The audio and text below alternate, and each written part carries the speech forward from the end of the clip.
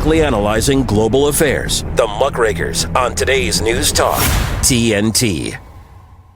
Well, hello, and a very warm welcome back to the Muckrakers with me, Andrew Eborn. And as always on the Muckrakers, we pledge to shine more light and less heat on those issues that really matter to you. Well, this time next week, it could be Starmageddon.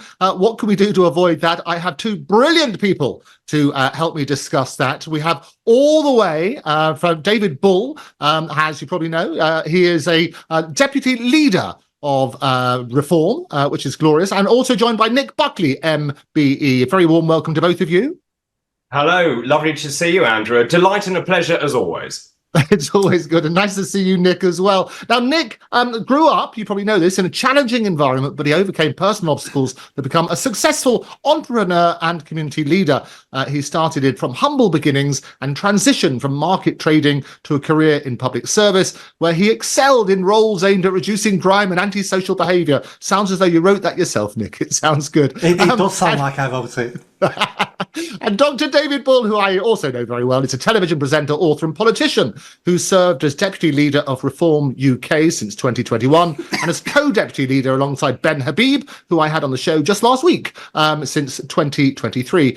He was a member of the European Parliament for North West England from 2019 to 2020. No finer people to discuss what's going on in the UK at the moment. Let's start off, gentlemen, with the most pressing issue in this election campaign. What do you see that to be, David? Oh, for us, there is no doubt this is the immigration election. That's what people are saying when I go around the country. And let me tell you, I have been around this country. I don't actually know whether I'm coming or going. But look, we've had 2.5 million people that have come to this country in the last 2 years, and everything comes off that. So people know they can't get their kids into school. They can't actually see a GP. They can't get into hospitals. The roads are terrible. The infrastructure is falling apart. When you look at the number of illegal migrants, this is a fraction of the problem when you compare it to legal migration. And the government says, oh, we've got a plan, we're bringing down legal migration. Are you really? Last year, 685,000 people came to this country. That is the same as a city the size of Manchester. So is it any wonder that everything is falling apart? So it's immigration for us. It's also the economy, of course, the cost of living crisis, that's right up there. The NHS, of course, falling apart.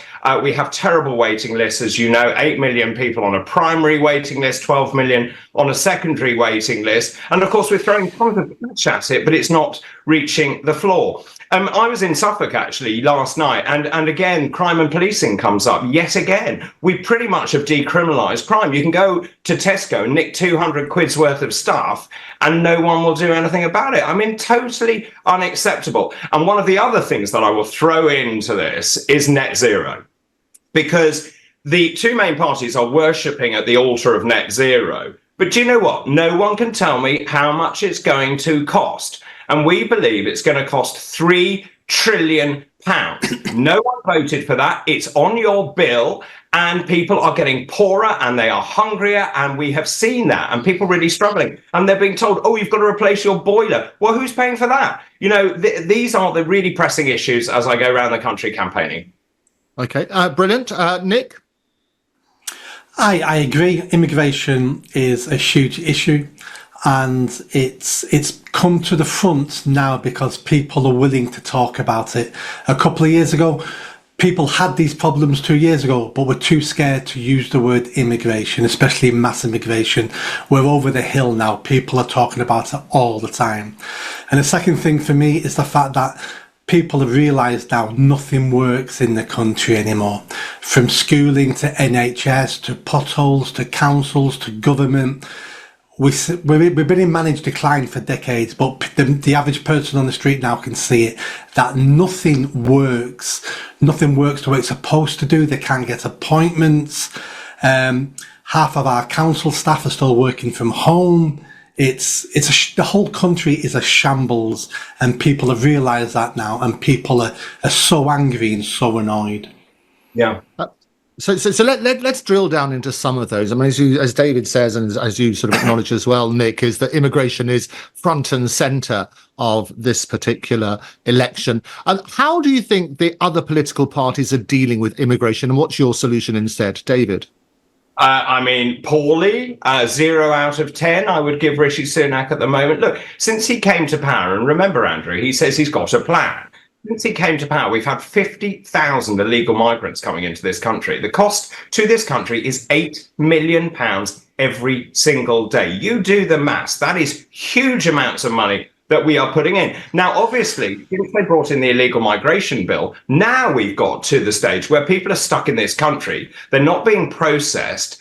And obviously, there is a cost to the taxpayer. And people around the country are saying, hang on a minute, I'm working really hard. I can't actually afford to pay my mortgage or my rent or whatever. If you come here illegally, you're stuck in a hotel, given 3 hot meals a day, and it feels fundamentally unfair. Look, we believe that we need to declare a national emergency. We turn the boats back. We have given France lots of money, 500 million quid we've given France, and they've done diddly squat with it. So we need to turn the boats back, and we can do that under the UN Convention on the Seas, 1951 and 1982, and I'm sure you know that with your barrister's head on.